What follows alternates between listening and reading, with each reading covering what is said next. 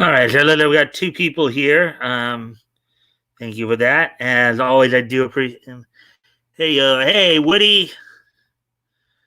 Hey, Woody. As always, of course, if you can help out with the algorithm and with seeing if we can get some more people in here by liking and sharing, that would really be appreciated.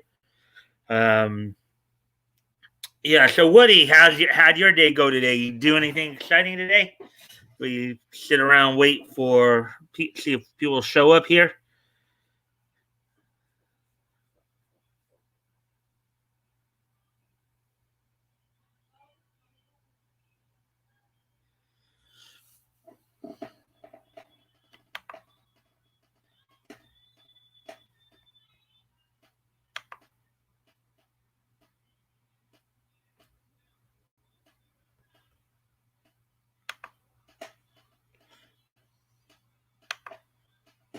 Hmm.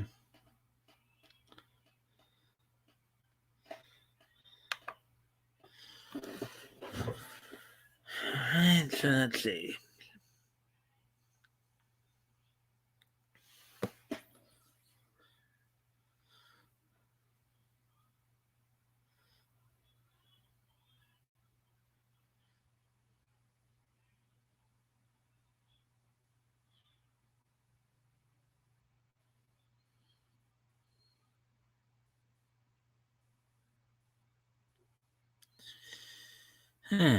So yeah, we're just waiting around for people to show up here. Woody, I hope you had a good day today, Woody. I know you were here. Um, I know Tug is interviewing a guy named Camelot right now over on his channel. So I think they're hope. I wonder if they're getting ready to wrap up though. So, just over there for a bit.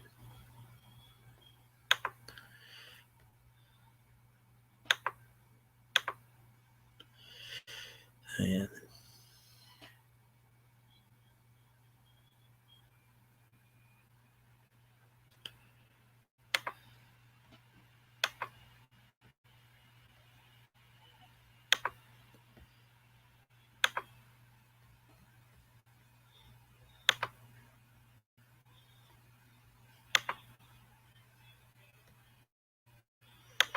Just getting ready to check something here. Okay, let's see. Fabulous day. I did laundry. Huh. Yeah, well, my laundry day is tomorrow, so um, I'll be doing that during the day, as among other things, preparing for other stuff as well. So, um, hopefully, you got it all done. You got it all ready for the upcoming week, right?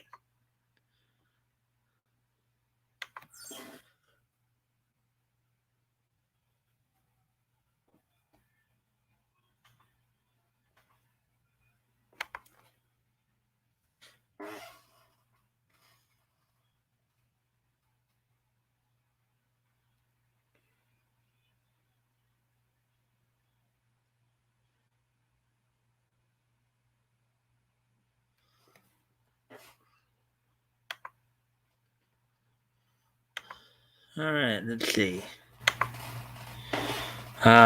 Month. Oh, month. uh, oh, don't tell me you do laundry once a month, there, Woody.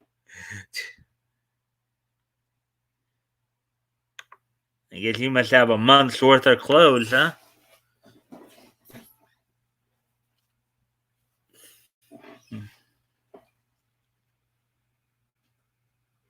44 at the moment.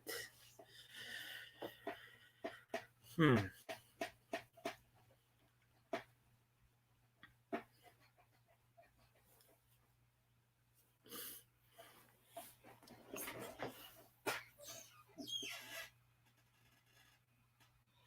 So we're just past 5 minute mark now. We'll wait a couple more minutes and I'll probably talk about what's on tap for tonight. See if anybody else comes in. I know Leto and Backo will likely getting in a little late.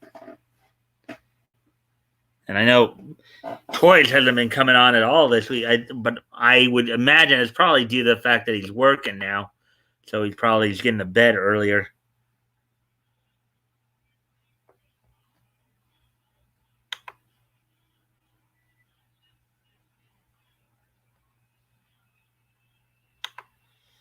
Yeah. Oh, anyways. Yeah. Oh, yeah. Now I remember what I was trying to look up there. Yeah, and I guess our little visitors haven't decided to pop in to ask random questions tonight. Uh,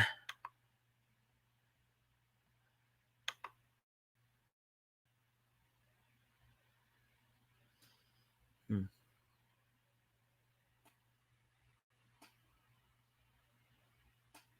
Yeah. Hmm. Oh, here we go. You play Doki Doki? I don't play it. I've seen an anime called Doki Doki School Hours. I've seen that anime. That's a pretty good anime. Um, ah, Drexel, Lord of Simpson Cooks. Let's see. Don't forget my lurking if you want to check that I'm here. If you're on PC, you can begin to at me in chat and you'll see my name pop up. Also, Suicide Squad 2 was actually pretty good. All right. Let's see. Erica Lynn Beck or Erica Lindbeck about first off, Quiet Mutt. Her last name it's one word, not two. It's one word, not two. So, and thanks Drexel for letting me know you're here. I guess I will go ahead and do that then.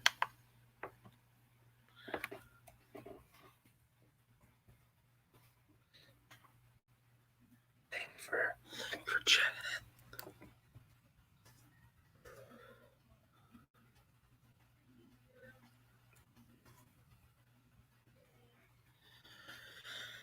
Yeah. So, but as you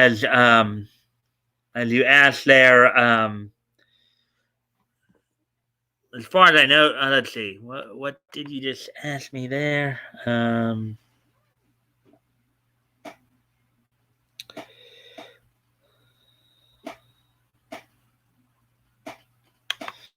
What is Erica Lynn's favorite?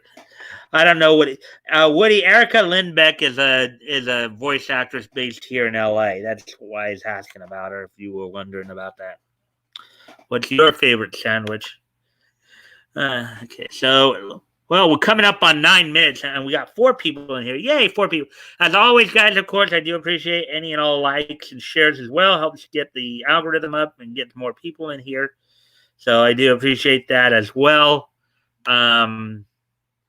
And anyway, so now we're at 9 minutes. So I guess I'll go ahead and talk about what's on tap for tonight. So we basically have 10 stories tonight, 9 of them from CBR, and then one that came out today, not necessarily from a specific source. I'm just going to use the Wikipedia source, but apparently, apparently the lead story we're going to lead in with is a former professional wrestler Bobby Eaton passing away yesterday in his sleep. So I'll be talking about that. He's of course a 3-time WCW World Tag Team Champion. Also, of the other 9 stories, we have I think 5 of them that are comics or 4 of them that are comics related, and 5 that are anime related, including a couple from DC, one regarding a new app, as well as Kaylee Cuoco promoting a tie-in comic to the Harley Quinn series. DC's COO Jim Lee gushing over Warner Media again. See, on the anime, some of the stories on the anime side of it include um, some more released information on Free's final project here, as well as BBC apparently getting roasted over confusing Gundams and Transformers. Crunchyroll has a subscriber announcement and much more. So, let's see now. And we are at the 10-minute mark, or 11-minute mark now. Of course, we went back down to 2 people now. uh,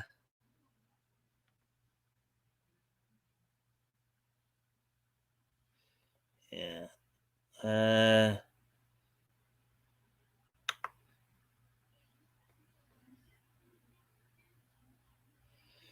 yeah.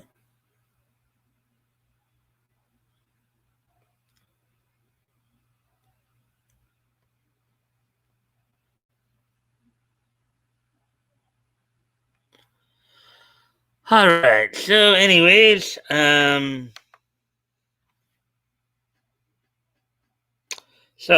with all that being said, why don't we go ahead and get started on covering the stories here.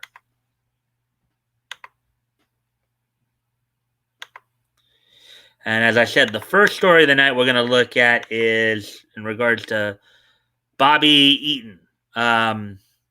Bobby Eaton, who, of course, is a multiple-time former WCW World Tag Team Champion, apparently passed away yesterday.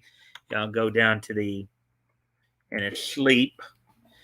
Now, over the last few years, he's been having some health issues in the latter part of his over. So on August 4th, 2021, just over a month after his wife's death, Eaton died in his sleep at the age of 62. He was hospitalized in July after fall. Bobby Eaton, of course, probably considered one of the best tag team wrestlers of all time, having really established himself as a tag team specialist, working with the likes of Dennis Condrey and Stan Lane in the Midnight Express, and then later, of course, winning the WCW World Tag Team Championship with Arn Anderson in the early 90s, winning 3 separate WCW World Tag Team Championships with 3 different partners: Dennis Condrey, Stan Lane, and beautiful. Yeah, you're right there. Beautiful Bobby there, Woody.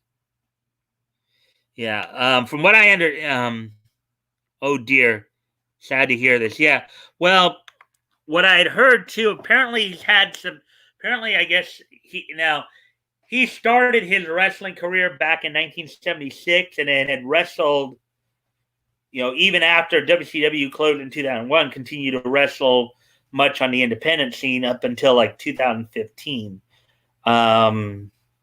Of course, Bobby Eaton, as I said, was known for his work as one half of the Midnight Express. First off, with Loverboy Dennis Condrey, and then later with Sweet Stan Lane. They had, particularly him and Lane had some legendary match. Well, in both cases, they had some legendary matches with Rock and Roll Express.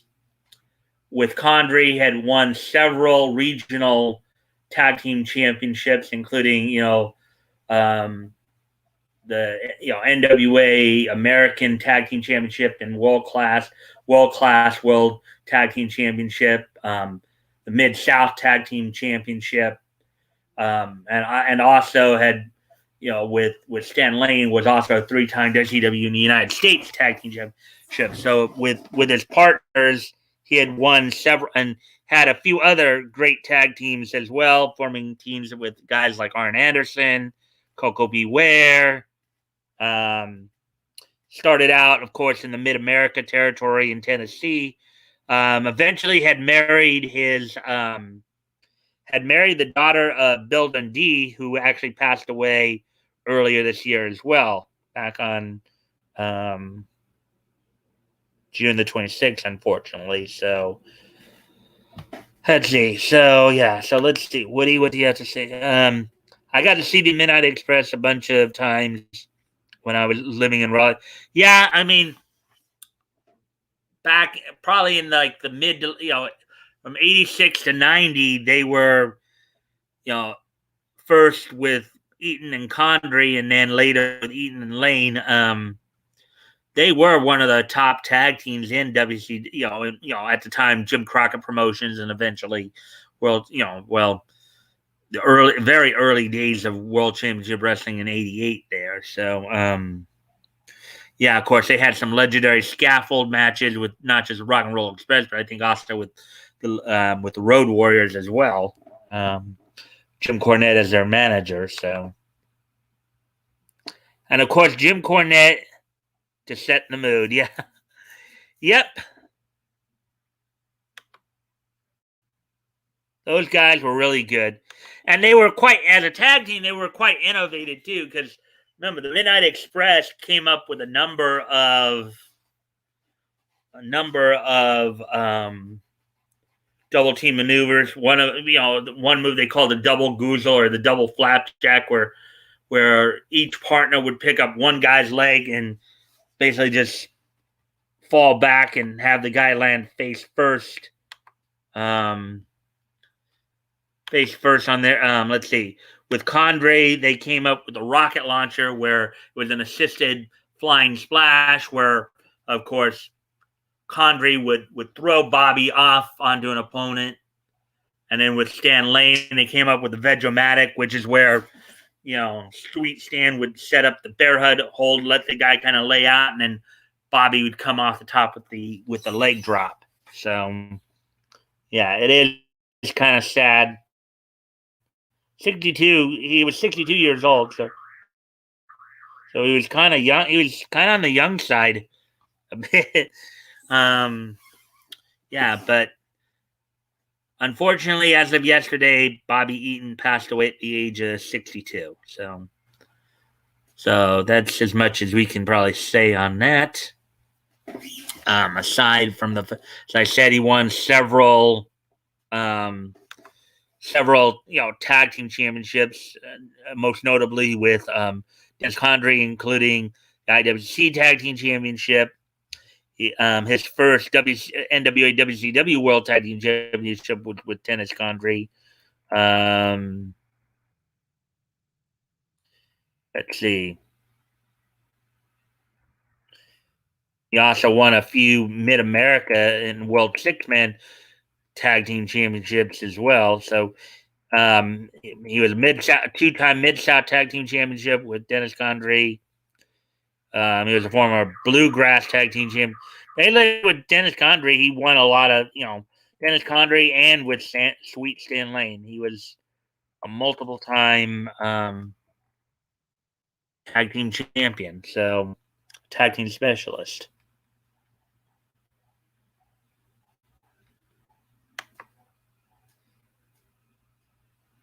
Kind of a year younger than I am.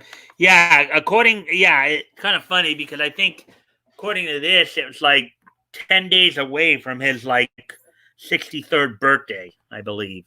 Let's see. Let me go back up top here. He started wrestling in 1976, and then so yeah, he was 10 days away from his 63rd birthday. So yeah, so I figured I'd headline with that one. So it actually was almost as old as you there, Woody.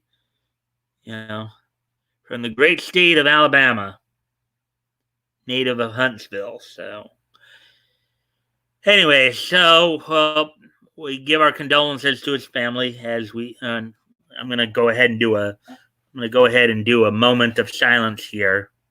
So if you guys will share that with me.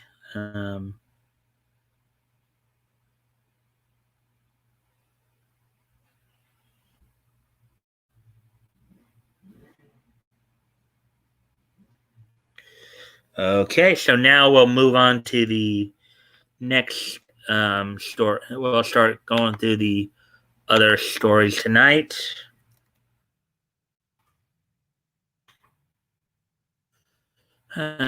So, as we now prepare for the comics stuff.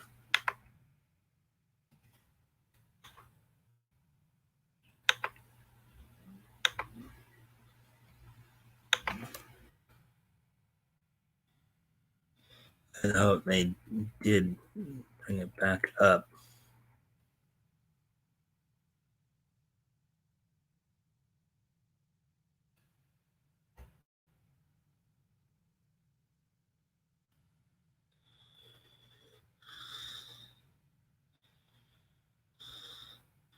All right, here we go. This is the first story we're going to look at tonight from the comic side of it. Mamie is here. Hey, Mamie. Hello, F. Yeah, I'll be 64 in 2 weeks. Hi, Mamie. He probably was a year younger than you. Hey, Woody. As always, of course, I do appreciate any and all likes and shares. Does help with the algorithm. And helps us see if we can get some more people in here. Anyways, let's see now. Woody.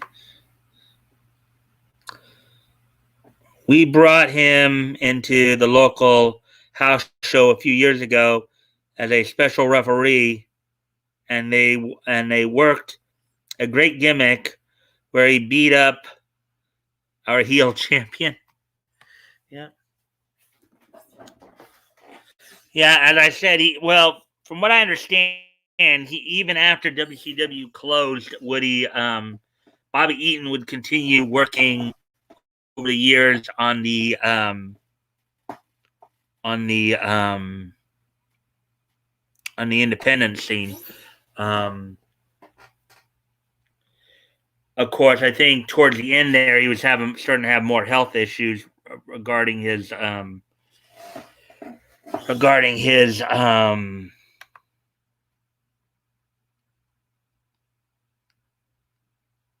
sleeping out. Yeah.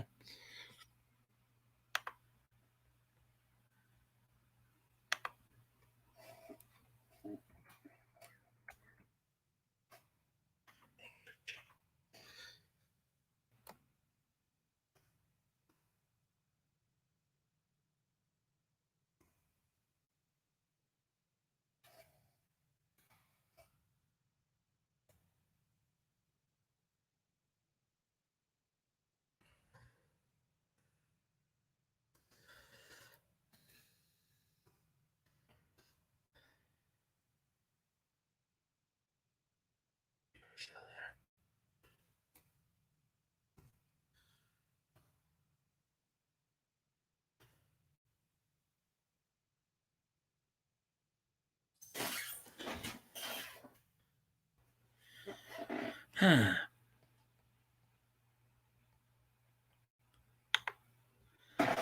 right. So, anyways,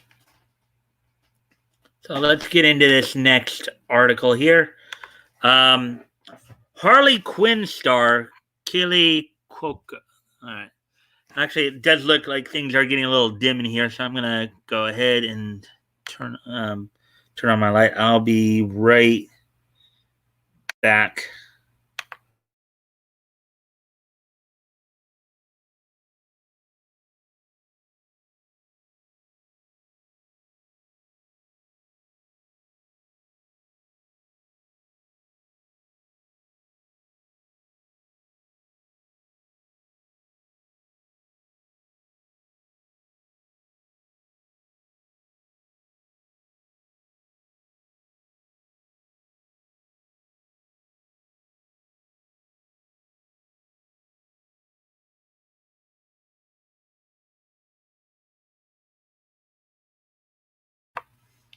Alrighty then, here we are, back again.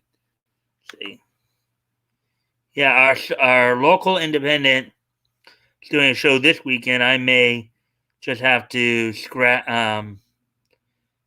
up the $15. Hmm. Yeah, and you're in Arkansas, so might be an interesting show. Yeah, hopefully, I guess hopefully they'll go ahead and do. You scared me. Yeah. Hey, RJ. Um. You scared me. Yeah. We just talked a little bit about first off, Bobby Eaton passing away yesterday. Don't know if you heard about that. I kind of caught something on it, so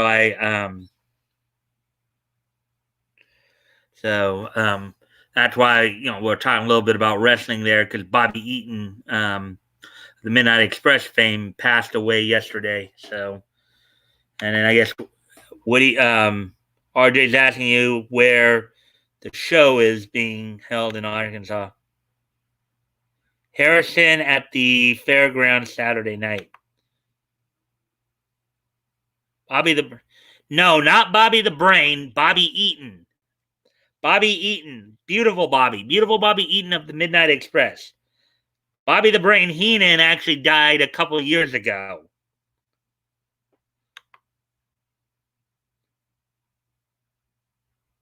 I'll check the miles.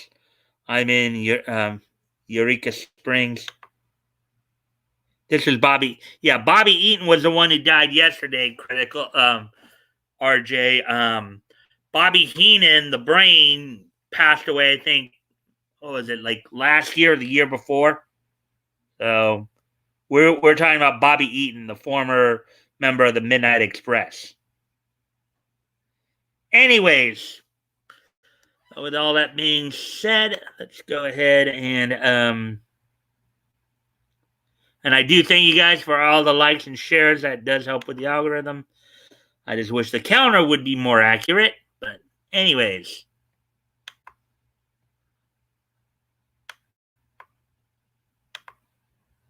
Oh, wait.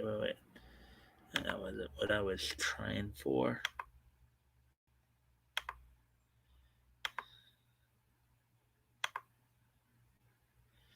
Yeah. Participants are 4, but it's saying that we only got 2 viewers. That's not right.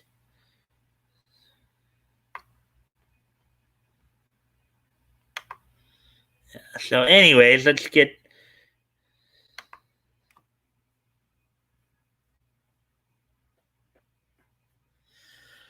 all right, so let's get to this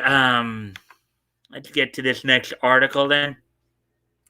Harley Quinn star Kaylee Cuoco hypes the show's new tie-in comic. Harley Quinn star Kaylee Cuoco encourages fans to support their local comic shop and pick up the animated series' new tie-in comic book. Now, also, I've heard that this Saturday, of course, I mentioned this last night. Toonami is doing a Harley Quinn marathon 10:30 Saturday night to 5 a.m. Sunday morning. So you guys may want to check that out if you'd like. Article by Noah Dominguez, published 23 hours ago. And of course, we get the kiss here between Harley and Ivy for a number of years there, where they've been kind of trying to suggest that the two of them may be involved in a lesbian affair. So, anyways, here we go. Kaylee Cuoco, who stars as the eponymous anti-hero of HBO Max's Harley Quinn animated series, is encouraging fans to support their local comic book shop and pick up the show's new digital-first tie-in comic, Harley Quinn, the animated series, the Eat, Bang, Kill Tour. Eat, Bang, Kill Tour, okay. On her first Instagram story, Cuoco shared a photo of herself reading an advanced physical copy of the Eat, Bang, Kill Tour #1. Physical copies of the issue are currently slated to hit comic shops on Tuesday, September 14th. However, the comic is also available digitally right now through DC Universe Infinite, which is fitting, seeing as how the Harley Quinn animated series was originally a DC Universe exclusive before jumping ship to HBO Max. The Eat, Bang, Kill tour will run for a total of 6 issues. Eat, Bang, Kill tour. That sounds very interesting. Quote, Harl's Ivy fans peeling out of I guess season 2 is the Harley Quinn, I'm sorry, the animated series, the Eat, Bang, Kill tour comic. Cuoco wrote, unquote, okay, unquote, quote, it's got action, romance, and everything in between, unquote. The Big Bang Theory alum continued, quote, pick up issue at number 1 at your, okay, so pick up issue number 1 at local comic shop or DCU. Subscribers can read it digitally today.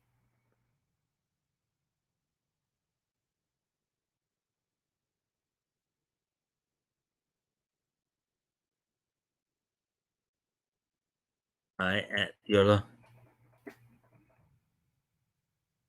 that Harley is that Kaylee Cuoco right there in there with her dog.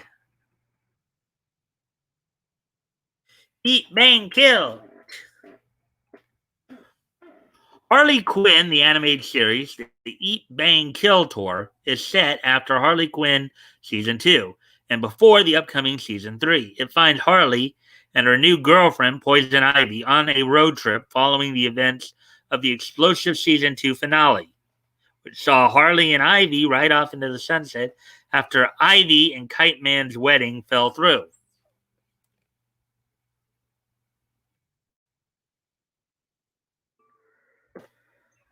Starring Cuoco as Harley and Lake Bell as Ivy, Harley Quinn originally hit DC Universe in November of 2019, with season 2 arriving in April of 2020. Amid the restructuring of DC Universe, both seasons were added to HBO Max in August of 2020. The following month, it was confirmed that Harley Quinn would return for season 3 as an HBO exclusive. Harley Quinn season 3 is expected to arrive on HBO Max either late this year or early next year, though it still lacks an official premiere date at this time.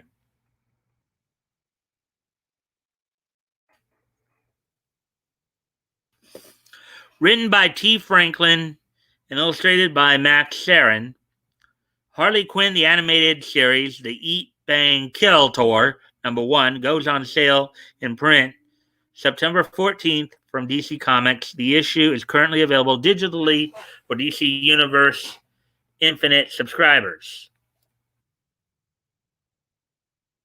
There we go.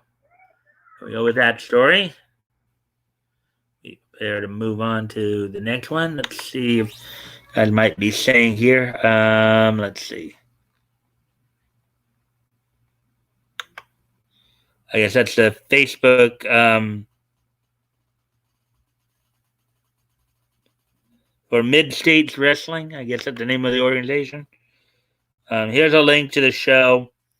If you do come, let me know. We'll meet up. It's about an hour's drive. Thanks, Woody. I'll be in St. Louis this weekend, unfortunately. I used to go up to Chelsea and Eureka a lot on Tuesday nights for open mic.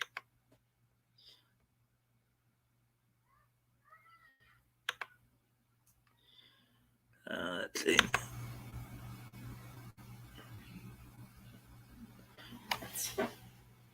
Oh, wow. I guess Nick's going early tonight because I just got the 30-minute notification from him. Apparently, I guess he's going a little early tonight. um, Anyways, all right. So let's move on to the next story here and get to it.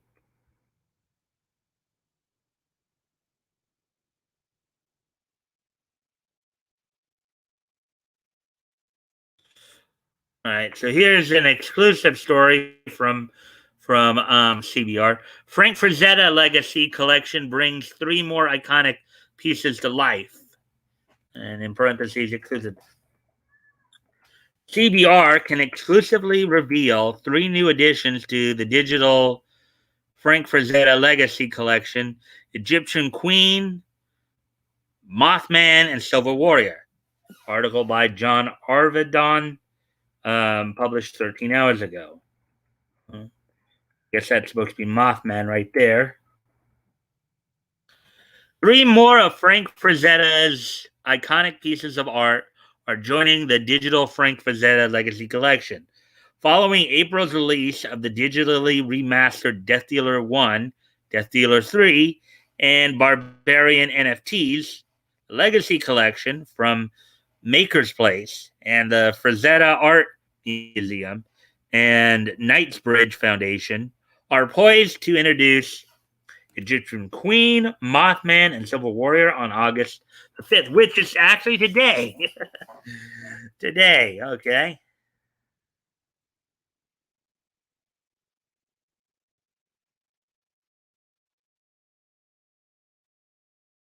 See, Egyptian Queen. The Egyptian Queen, painted in 1969, is one of the most legendary paintings by Frank Frazetta, and often referred to as his Mona Lisa. The painting also holds significant value to Frank because the figure in the painting is based on Frank's wife, Ellie, when she was pregnant with her 3rd child. The Queen's features are accentuated by the use of lighting and the vivid colors in the dress, juxtaposed with the earthly tones in the foreground and background. The work first appeared in print on the cover of Eerie magazine, number 23 in 1969, and was later featured on the cover of Creepy magazine of number 92 in 1977. So I guess this guy's a bit of a horror artist, I guess. It is said that George Lucas used the painting of Egyptian Queen as his inspiration for the costume design for Princess Leia for Star Wars. On May 16, 2019, Egyptian Queen was auctioned through Heritage Auctions in Chicago, Illinois, and sold for $5.4 million, holding the world record as the most expensive piece of original comic book art ever sold at public auction. The previous record was the $1.79 million paid for Frazetta's Death Dealer 6, 1990. Which was set by Heritage in May 2018. Mothman. Painted circa 1980, Mothman is an iconic work by Frank Frazetta that was inspired by John Keel's 1975 book, The Mothman Prophecies, quote unquote. Keel, who was an American journalist and UFOologist, popularized what several witnesses described as a man-sized winged creature with glowing red eyes, sighted in Point Pleasant, West Virginia, during 1966 and 1967. The book also combines these accounts with his theories on UFOs and supernatural phenomena, making connections to the collapse of the Silver Bridge across the Ohio River during that time. Frazetta's painting depicts his interpretation of Mothman, featuring bright fluorescent and colorful patterns in the wings, the The creature is flanked by UFOs and Frazetta's signature style of figures.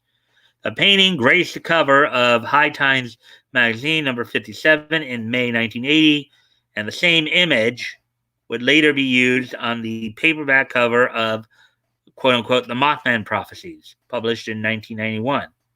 A 12-foot tall Mothman statue was unveiled in Point Pleasant, West Virginia in 2002 and appears to be based on Frazetta's interpretation of the Mothman. Let's see if you guys are saying anything right now. Here, Batgoat's here. Hey, Batgoat. Let's see. Hey, Batgoat. Hey, dudes. I got in a while ago. Had to take care of stuff and dry off. Got rained on bad in on hole 15. Ruined my earbuds. Oh, that's not good. Hope you'll be ready for tomorrow night, though, my friend. I'm gonna make a salad. I'll be listening, Mike. All right. Yeah, we're just going through some articles as we always do. And again, thanks for the likes and shares, guys. I really do appreciate it. Hopefully everybody's still here. You know, we got Batcoat here now, Woody, RJ, May, Rexel, Lord of Simpson, Cox. Hopefully you guys are all still here. Anyways, moving on with the article here. Silver Warrior is one of Frank Frazetta's most famous works and a fan favorite. Frazetta was known for his darker palette and imagery, thus making Silver Warrior stand out from his other works with the use of a brighter backdrop, snow, and bright blue sky. Painted in 1972, Silver Warrior was featured as a cover image for Michael Moorcock's book, quote unquote, The Silver Warriors. The painting depicts a decorated warrior with elaborate armor riding a sleigh while being pulled through the snow by polar bears. Frazetta intentionally painted the polar bears without chains to avoid detracting the viewer's eye from the flow of the composition, further capturing the imagination of the viewer. Digitally remastered versions of Frank Frazetta's Egyptian Queen, Mothman, and Silver Warrior arrive on Maker's Place August 5th today, before officially going on sale August 12th, 1 week from today. So there we go. Oh, there's that one. Let's see now. Oh no, Mike. It's Lord of Simpson Cucks. Oh, okay. Two different things. Just how I read it, I'm sorry. You know, my eyesight's not that good, Batgoat. Again, nothing. I didn't mean any disrespect or anything like that. Just how I was reading it. Yeah, we're coming up. We're at 40, just past 40-minute mark right now.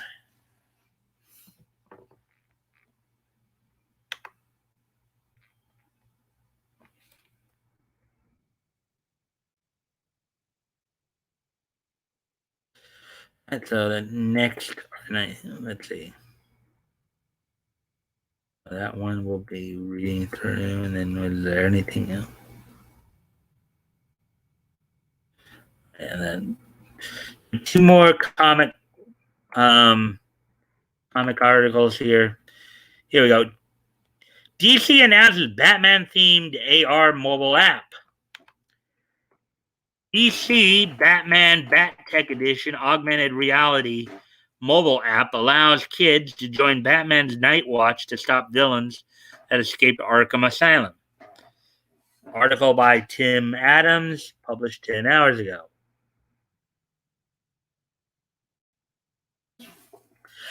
DC is giving kids the ultimate Batman experience with a new augmented reality mobile app called the DC Batman Bat-Tech Edition app. The free mobile app provides kids with narrative-driven, technology-inspired activities to aid Batman in his crime-fighting adventures. As the Night Watch, um, other activities offered include mini games, transforming photos with AR face filters, and stickers. The chance to read exclusive digital comics, watch Batman Bat-Tech themed video content, and access to the Bat computer.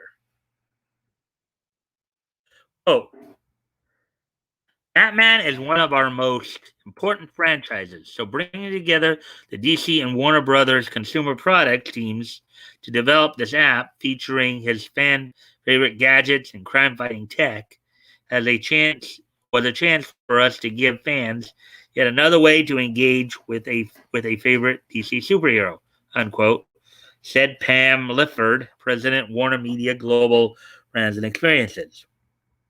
Quote, the app creates a truly unique experience that gives kids around the world a chance to immerse themselves in the DC universe. There's no other app like it available today, unquote. Quote, the Batman mobile app showcases Batman's innovative technology using augmented reality like never before and gives kids a way to unlock the mystery behind Batman's crime-fighting gadgets, unquote, said Kevin Morris, Vice President, Franchise Management and Marketing, Warner Brothers Consumer Products. Quote, kids can now experience being a DC superhero alongside Batman, and while learning and playing, they can also help save Gotham City, unquote. In a city of justice, city of love, city of peace for every one of us. We all know it, can't live without it. A Gotham City, oh yeah. In a city of justice, city of love, city of peace for every one of us. We all know it, can't live without it. A Gotham City, a Gotham City, oh yeah. Anyways, below are all of the app's features, Augmented reality missions, AR missions. Through the new app's AR features, kids become a member of Batman's new Night Watch team and immerse themselves in original Batman crime-fighting missions. The amazing AR provides a realistic 3D experience that draws upon engineering and design concepts to make Batman's Bat-Tech come to life. Minigames. Users can play a Batman-themed mobile driving game where players test their... So DC's still doing this after 80, almost 90 years. A Bat Goat. They did it with Junior Federal Men Club back in the 30s. Now they're doing it with Batman. Trying to get kids involved. Users can play a Batman-themed mobile driving game where players test their skills at driving the Batmobile. Battering practice, where players face off against a clock, find out how many targets they can knock down. And the grapnel launcher game, where players must run and jump while utilizing Batman's abilities to overcome obstacles. AR face filters. Kids can transform into Batman, the Joker, Batgirl, and more of Gotham City's most iconic characters using these fun filters, and can save photos and share them with friends and family sticker packs. Users can decorate photos with a variety of Batman themed stickers, turning an ordinary shot into a cool Batman story.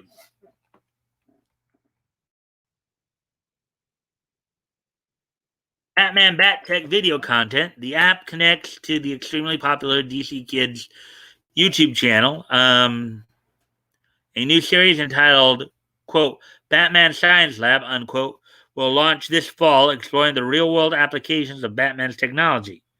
New missions, games, filters, sticker packs, and video content will be added and updated on a regular basis to keep the app experience fresh and fun for kids. Batman Night Watch is a digital comic available exclusively on DC Batman Bat Tech Edition. It reveals how the Night Watch program was created and features a story where Batman and Night Watch must stop the villains that have escaped from Arkham Asylum. DC Batman Bat Tech Edition is available on the App Store and Google Play. So there we go. And there's Bat Tech, the Bat Computer. I've detected activity in the lower half of the Narrows. Let's investigate.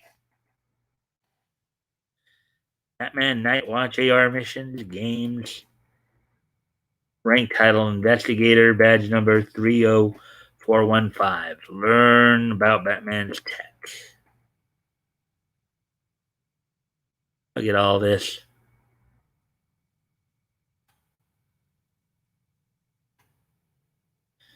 Batman, Robin, Batgirl right there.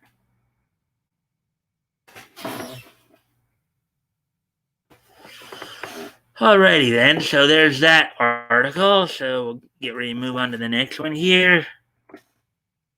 The last of the comics articles here of the night. There's one about Jim Lee once again gushing over Warner Media.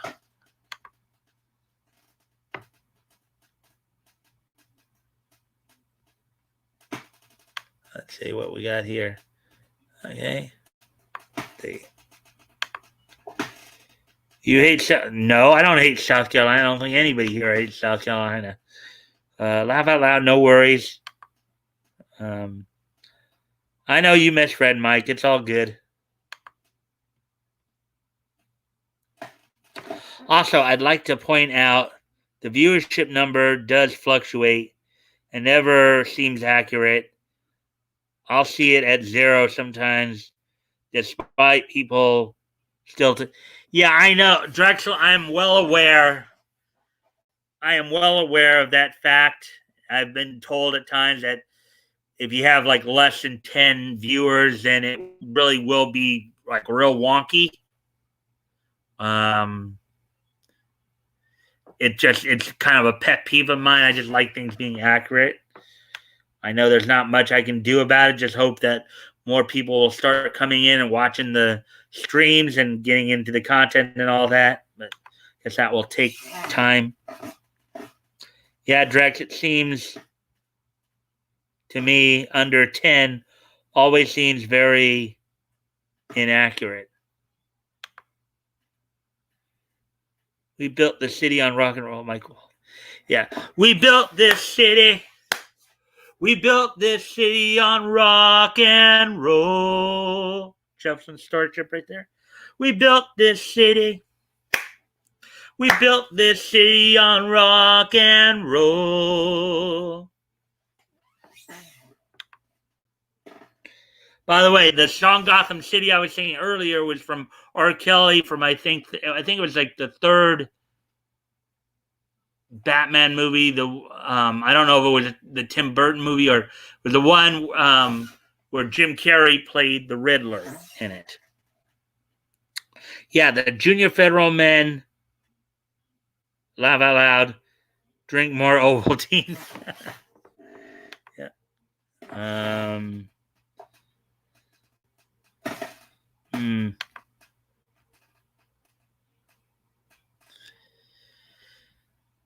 So, anyways, let's see now.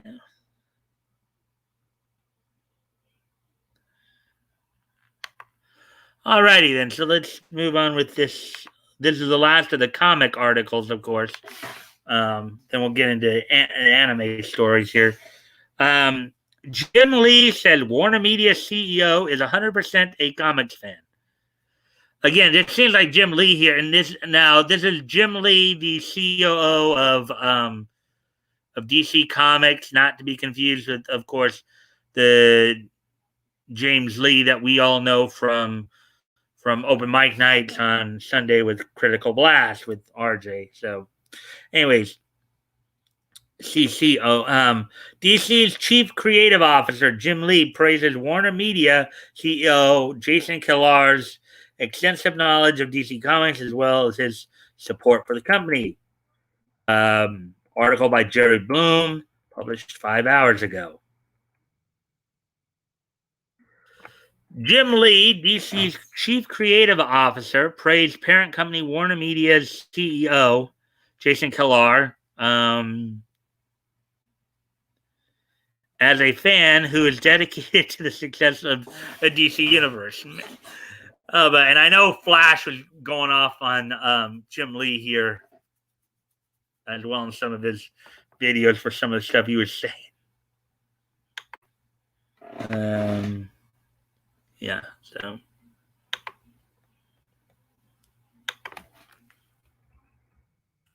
Oh, Jason is a fan. He is very knowledgeable about the DC universe, unquote, said Lee, while speaking with the Hollywood Reporter alongside the DC general manager and senior VP Daniel Cherry III. Quote, he will talk about the multiverse and the Earth numbers. It's great to have a leader at the top who is that supportive and real champion for DC. If anything, he wants the truest representation of the DC universe, anything that does comic books, media productions. It's been great to work with a leader that loves the characters, loves the brand, loves the storytelling, unquote.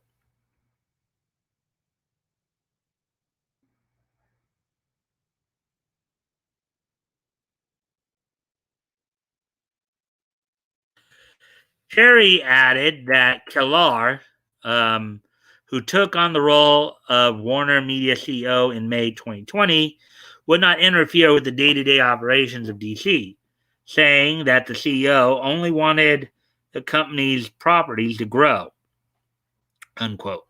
The mandate is to accelerate the fandom and share this with as many people as possible and continue to bring more people into the tent, which is about connection and representation and accessibility and having the right stories for the time, unquote, Cherry said. In response to a question about the commitment of Warner Media higher ups to the publishing industry, Lee said that, quote, the core canon we establish in comics is driving everything that we do across DC and media, unquote. In the same interview, Lee spoke on the importance of publishing while addressing the impending merger between Warner Media and Discovery Inc., saying that, quote, publishing is vital to our future, unquote. He went on to explain that the merger wouldn't affect DC Comics and the company would proceed with, quote unquote, business as usual, following rumors that DC's publishing arm was in danger. And we talked about this in another article, I think, the other day as well. I know I think we are getting a lot of stories out on this right now. Let's see. Woody, go Gamecocks. Jason is a nut. He has a rubber butt. Every time he turns around, he goes putt putt.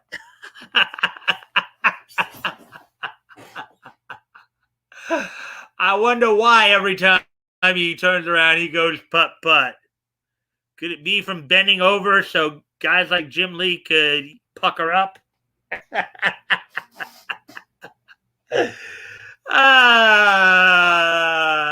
Anyways, that was a funny. Oh boy. Anyway, let's get back to the article here. Let's see now.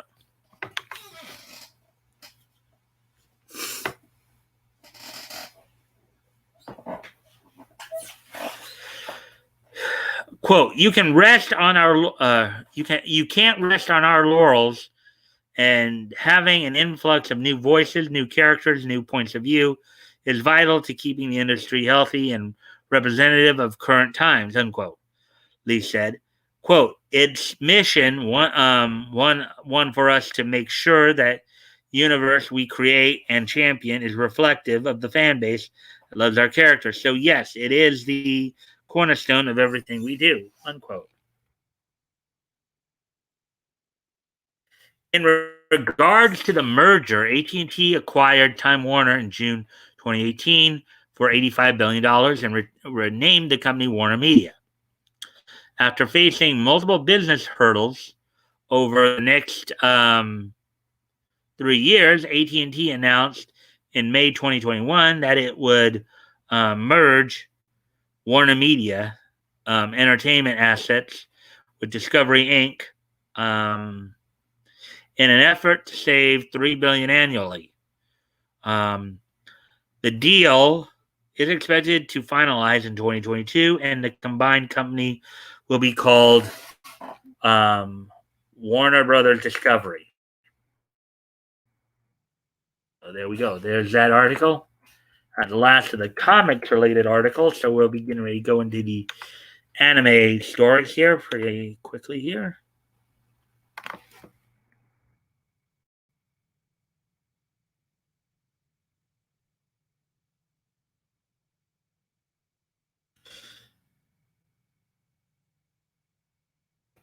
That one. Let's see. I broke Mike. 10 points for me. Oh, what does that mean? What does that mean? You broke me? You mean because I kind of made that funny?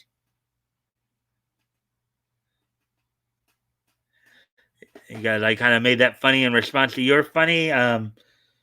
Jason is a nut. He has a rubber butt.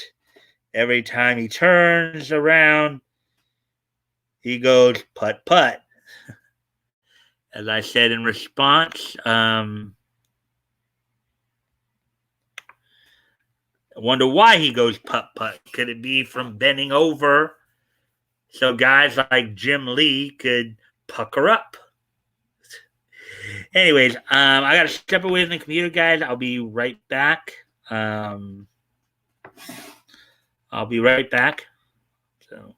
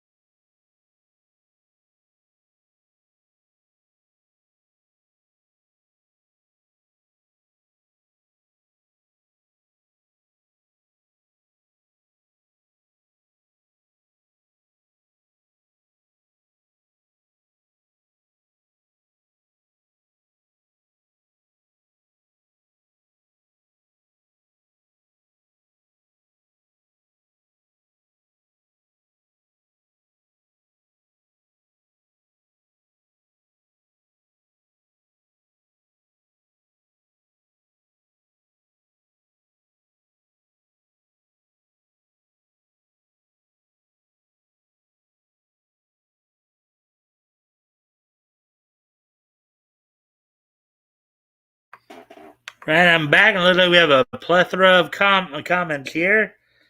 Let's see what we have. Wow, we solids here.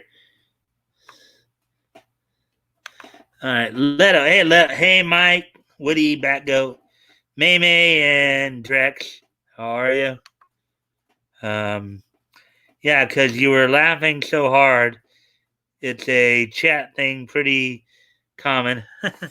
Yeah, drinking from the Kool-Aid cup like a little pup. Hey, Jim Lee, it's time to pucker up. I don't mind the sun sometime, images it shows. But I can taste you on my lips and smell you in my clothes. Cinnamon and sugary and softly spoken lies. You never look just how you look through other people's eyes. Wah, wah, wah, wah, wah, wah, wah, wah, wah, wah, wah, wah, wah. I don't remember the exact name of that song, but it's from a group called Butthole Surfers. So just to you guys know that one. Yo, Leto from Batgoat. Or Solid. Um, hello to how it's going. So Solid's back with us, huh? Hey. Hi, Woody. Sorry, I didn't say hi. Um, getting ready to head to work. I'll be listening in though. All right. Hey, Solid, how are you? Let's see. Drive safe. I'm good, tired but good. And then Solid. Good since you haven't streamed in a while. I'll chat with you in other streams.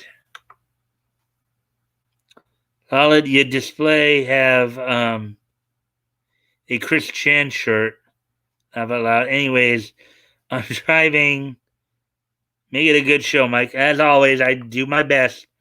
Um, cool. I've been busy with real life work, and small clips I do are easier at the moment than streaming. Yeah, and just to let you guys know, you guys should probably check out some of those because they are pretty funny. Leto's been doing some funny stuff on with those little mini clips he's been doing. So guys might want to check them out if you haven't. I feel bad. If this was tomorrow night, I would have a game of Hangman cooking. Solid. Yeah, I put up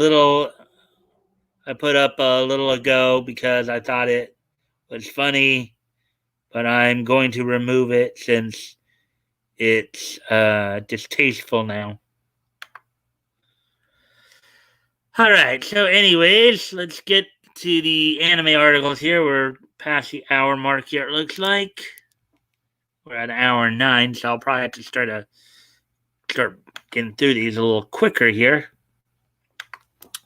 Free, The Final Stroke. Release date, trailer, plot, and news to know. The first part of the film, Free, The Final Stroke, is set to premiere this fall. Here's everything you need to know about the film. Now, this film is the finale of the Free franchise. Free was an anime about basically a boys swimming team. So, article by Ederlin Peralta, published 13 hours ago. Let's see.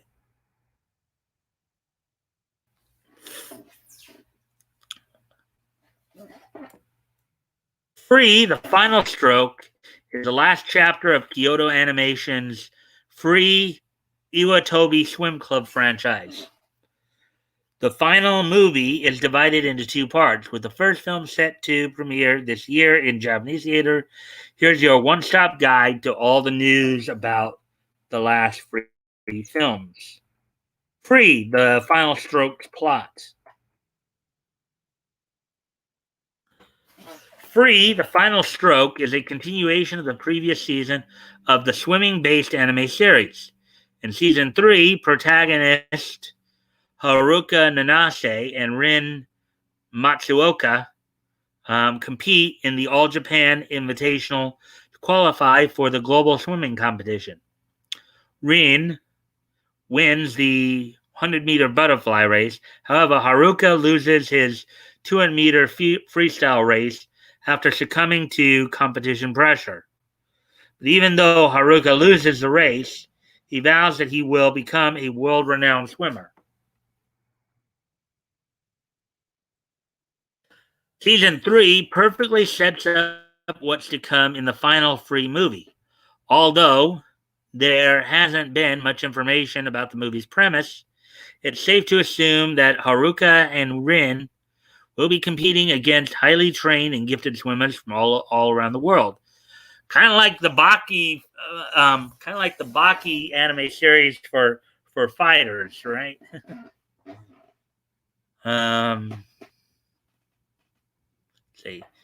Also, based on the teasers released for the film, Haruka must overcome the pressure that comes with competing, which he struggled with in season 3. Free, the final stroke release date and trailer. So there's a showing of the trailer right there. I guess with the announcement of the release dates, I guess. Since the film's announcement, two teasers have been released. One on April 22nd, the second on July 26th. The second teaser reveals snapshots of the Free cast preparing for a swimming competition with intense music in the background. Free, the final stroke, will be a 2-part movie event. The first installment will release in Japanese theaters this year on September 17th. I believe that's a Friday. And the second movie is set to be released next year on April 22nd. There has yet to be an international release date given. However, since Funimation acquired the screening of Take Your Marks in U.S. theaters on March 14th, 2018, there's plenty of reason to be hopeful that the final stroke will get similar treatment.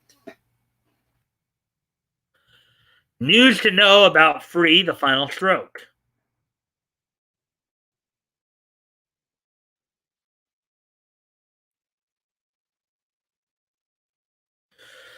The poster above was released alongside the new teaser trailer for Free, the final stroke, featuring Haruka, Rin, and Ikuya Kirishima at the fore and many of the other Free characters in the background.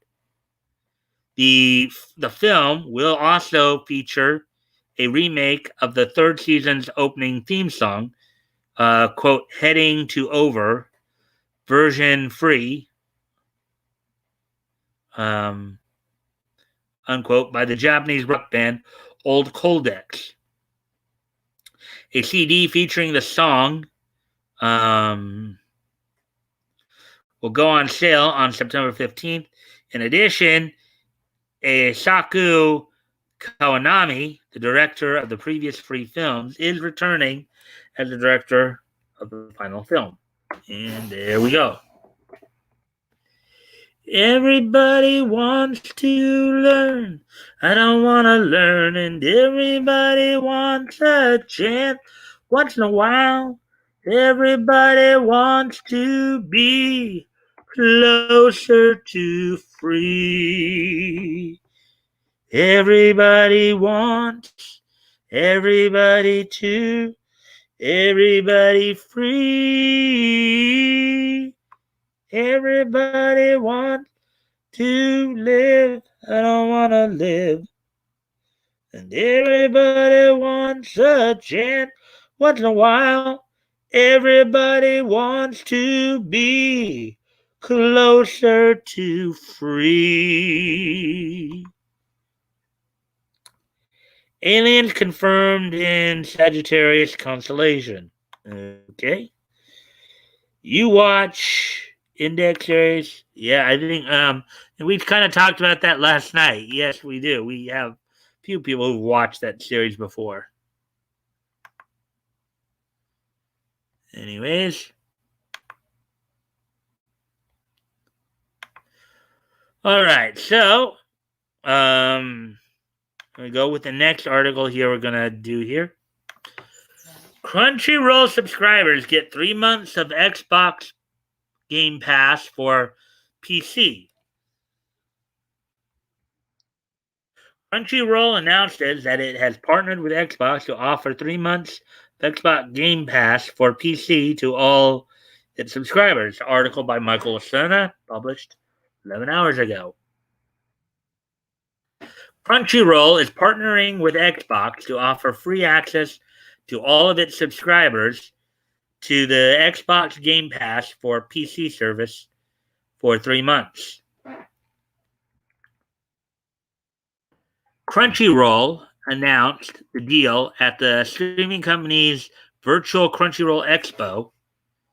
All Crunchyroll premium subscribers, or anyone who signs up for a free trial of the anime streaming service during the promo period, will be given 3 months of access to Microsoft's on demand gaming subscription, Xbox Game Pass.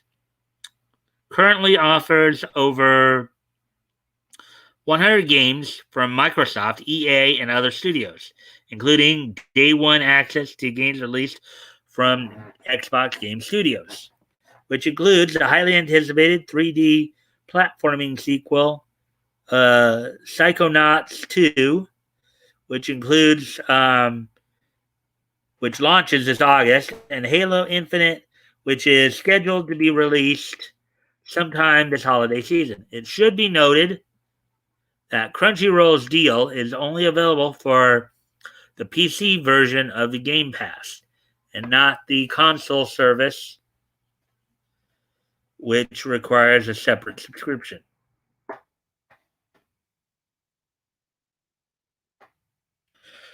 Crunchyroll's deal with Xbox is just the latest high-profile partnership for the streaming company.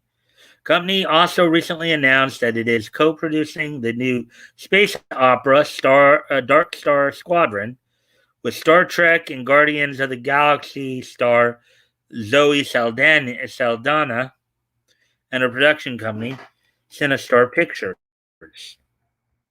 Anime streaming service recently surpassed over 5 million paid subscribers and 120 million registered users in total.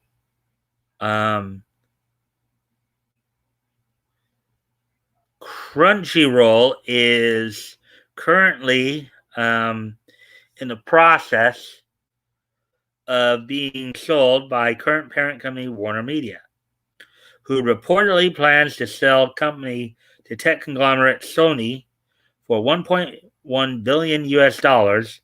The sale is currently pending regulatory approval.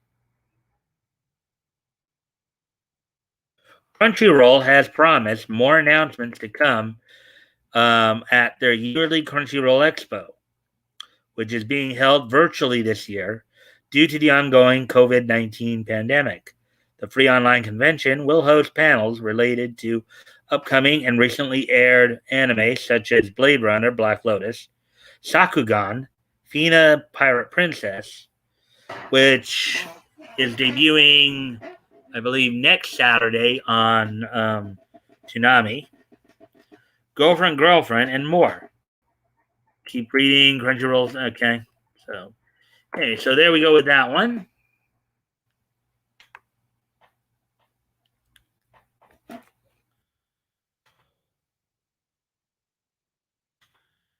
Anyways, what you guys might be saying here.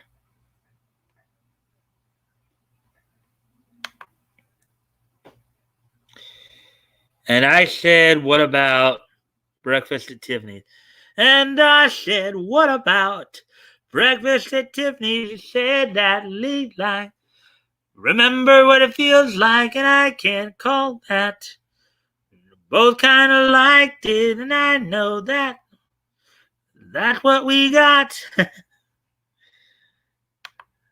Let's see. Nice, Mike. Thank you, Leto.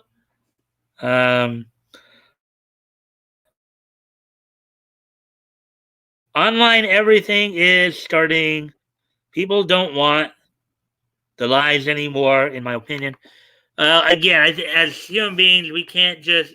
Granted, I know we've become somewhat of a sedentary society, but ultimately, we still have to, at some point, get out of the house. You know, get out, and move about, and interact with each other in person. I mean, online is good to a point, but you do need the actual physical presence in your life.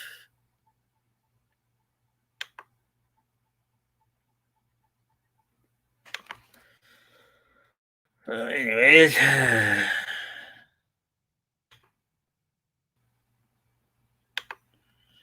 and we continue on. Let me see him. Yeah, that one. I think I just got a couple of. Yeah, I think I just got a couple more anime stories here. Yeah, I just got a couple more here. All right, so here's the next one that we're going to look at. Internet drags BBC for mistaking a Gundam for a Transformer. Nerds descend on the BBC after the broadcaster mistakes a statue of the RXO Unicorn Gundam for one of Hasbro's Transformers. More than meets the eye. Article by Michael Lacerna, published 11 hours ago. BBC. Always double check your nerdy references before you make them.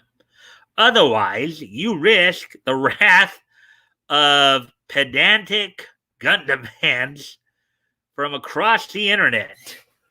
Ooh, pedantic Gundam fans. I'm scared. Ooh. But yeah, you should make sure you know what you're talking about, anyways. The BBC learned that lesson after it incensed fans of both Bandai's franchise and Hasbro's Transformers. The broadcaster's sports account tweeted out an image of an Olympic speed climber performing in front of the famous unicorn Gundam statue that's located in the Odaiba neighborhood of Tokyo. The image was accompanied with a caption that read, quote, just when you thought speed climbing was frightening enough, you now need to impress a Transformer too. Oh boy. At hashtag Tokyo 2020, unquote. Obviously, a Gundam is not a Transformer. They're both mechas, but they're not the same type of mechas. Ding dong.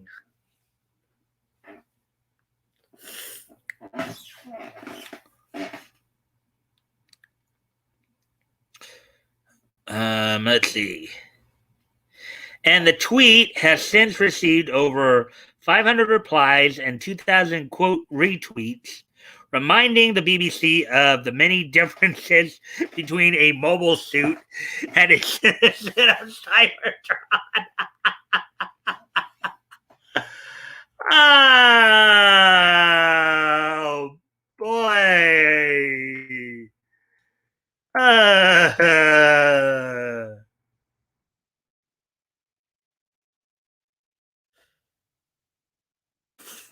The BBC seems to be taking the Twitter ratio in stride, as the company followed up the original tweet with another image of the notably not a Transformer statue, alongside an acknowledgement of their mistake that read, quote, we see what happened here, but who would win in an Olympic battle between a Gundam versus Transformer? Oh boy, they're really trying to spin it. Okay, yeah, we were dumb, but let's try to turn this around into something positive, right?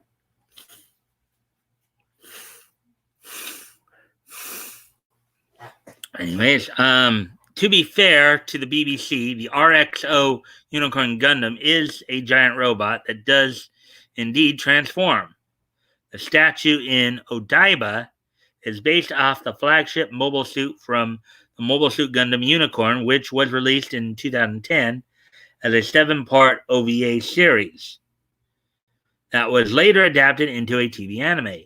The life-size mechanical statue performs a show-accurate transformation between the suit's unicorn and destroyer modes at regular intervals. The statue was erected in 2017 and replaced a similarly sized figure of the RX-78 Gundam from the original Gundam series.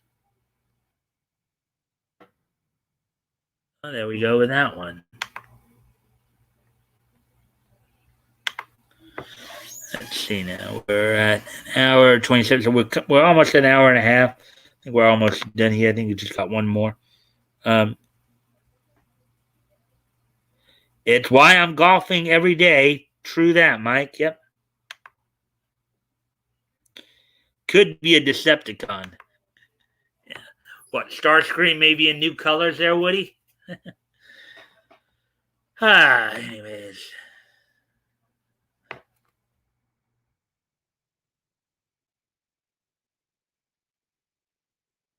That was pretty. So I got one more article here to read. This one kind of grabbed my attention as well. Canceled Tokyo Babylon 2021 anime starts legal battle between Gohan Studio and King Records. Anime studio Gohan is suing entertainment company King Records over the canceled Tokyo Babylon 2021, claiming it is owed millions of yen. Article by Haley McCullough, published 9 hours ago. Anime studio Gohan filed a legal complaint against entertainment company King Records in the Tokyo District Court on August 3rd, 2 days ago, this past Tuesday. The studio claims the entertainment company owes approximately 450 million yen, roughly 4.1 million US dollars, over a canceled production of the anime adaptation of Clamp's Tokyo Babylon. According to the Anime News Network, Gohan was contracted by King Records to produce Tokyo Babylon 2021 and delivered the first 13 episodes by late November 2020. King Records agreed to pay the production cost of these episodes, which totaled 346 million yen, about 2.87 million US dollars, in installments over the time period of December 2020 to August 2021. However, the lawsuit alleges that payments completely stopped in January with only the initial installment having been paid. Tokyo Babylon 2021 was originally announced in October 2020 to a mixed response from fans. After the character designs were revealed on November 19th, 2020, things quickly turned sour for the production because of accusations of plagiarism concerning some of the characters' costumes. Apologies were issued and the anime was delayed.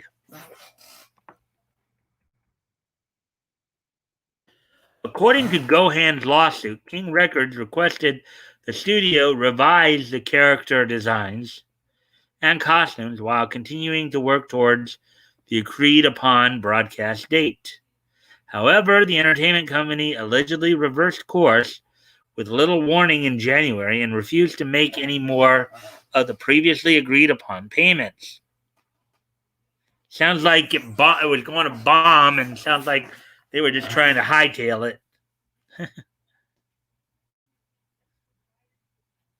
Let's see. Tokyo Babylon 2021 was officially canceled in March. King Records cited an investigation that reportedly found more examples of plagiarism and a resulting quote-unquote loss of faith in the production studio as its primary reasons for canceling the anime.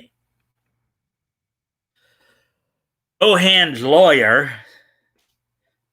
Tomonori Sugo, asserted that referencing existing designs is common practice in the anime industry. While the studio usually vets all character designs and costumes, the individual in charge of copyright clearance for Tokyo Babylon 2021 was unavailable throughout the anime's production because of a sudden unexpected illness. As such, the designs did not receive the appropriate level of scrutiny. Sugo stated, quote, "We truly apologize to fans for the oversight. However, the studio was already moving ahead with revisions as requested. We are a far smaller company than King Records, so we have endured a grave economic blow," unquote. The lawyer went on to explain that according to Japan's rules on subcontracting, delayed payments are considered unlawful. So in Japan, you got to pay what you're supposed to pay on time. You got to man up in that regard. Gohan is suing for the remaining amount owed for the first 13 episodes, which is 281.6 million yen, roughly 2.57 million US dollars. The studio is also demanding an additional 171.8 million yen, approximately 1.57 million US dollars. The additional amount is for the cost of episodes 14 through 21, on which Gohan's and King Records had yet to formalize a contract for. Clamp has stated it will pursue new anime for Tokyo Babylon with a different studio as soon as possible. Clamp's Tokyo Babylon manga is a supernatural horror shoujo series about onmyoji fighting demons in Tokyo. The manga can be purchased in English from Dark Horse Comics in 2 omnibus editions. So there we go. So that's the end of that one. We're done with the main articles. So, of course, now, of course, they're saying got 0 people watching, and I know that's false. I'm pretty sure there's more than 0 people watching this.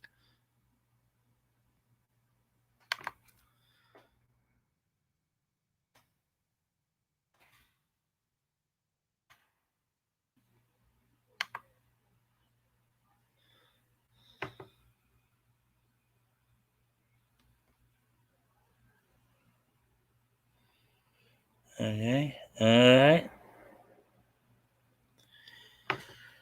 So is everybody still here?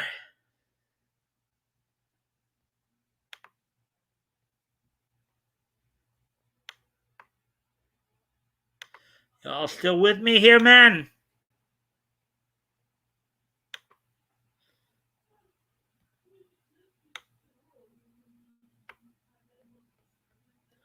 I didn't know Nick went early tonight, but well, it's Drexel, Lord of Simpson Cups. Thank you for being here, man. Thank you, everybody, for being here. All right, so we're at an hour 35 here. There we go. Yep. I'm still here, El Guapo. Well, thank you for calling me the Spanish word for handsome. There, back up. Yeah, so anyway, we're just past the hour and a half mark. So I think it probably is a good time maybe to start winding down a bit. Don't forget tomorrow night in Backwood, of course, I'll send you the StreamYard link sometime during the day tomorrow. Tomorrow night, of course, we'll be finishing up February of 1938. Be looking at Centaur Comics, in which we'll be, of course, going over how transition from Ultim Publications to Centaur. talking a little bit about what they did moving forward, and then also be doing some summary work with, of course, David McKay Publishing, looking at feature book number 10, Popeye and Susan Brown. Be looking at some of our buddies at Centaur, as I said. So with that, and yeah, and already, even before I even was asking, let us already going with it. The infamous El Guapo, Nietzsche. So I was just about to ask if you guys were all ready for this day in Nietzsche history, and Leto kind of got ahead of everybody and said, "Yeah, Nietzsche, Nietzsche, good, da da da da da da da da da da da da da da da da da da, Nietzsche." Nietzsche good, yeah. Da da da da da da da da da da da da da da da da da da da.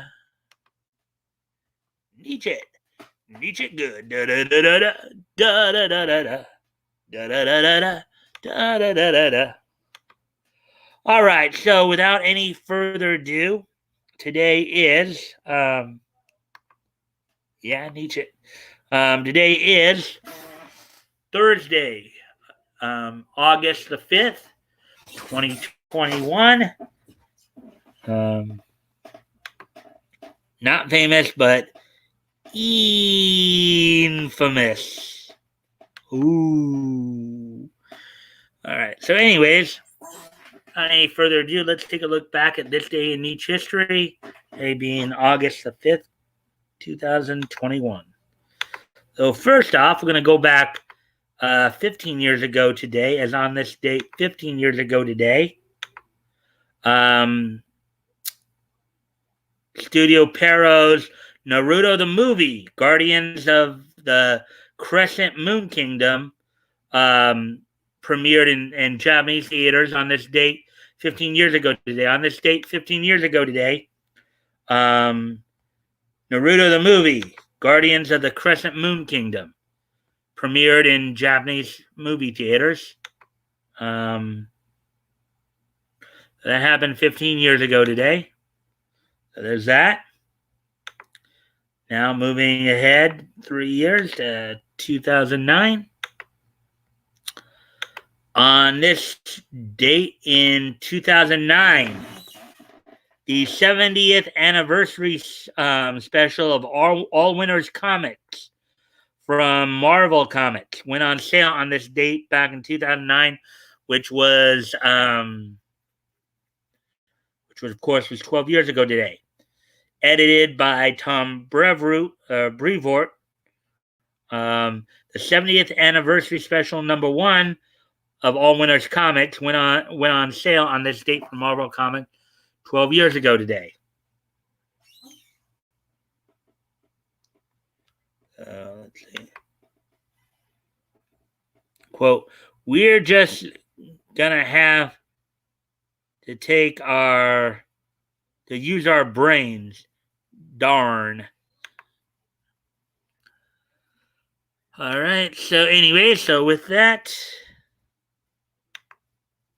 and the final piece of Nietzsche history came about from 5 years ago. On this date, 5 years ago today, the YouTube Netflix animated series Ever After High, based on a Mattel line, completed its run on YouTube and Netflix. So the Mattel inspired Ever After High completed its run on, or was canceled on this date in 2016, 5 years ago today.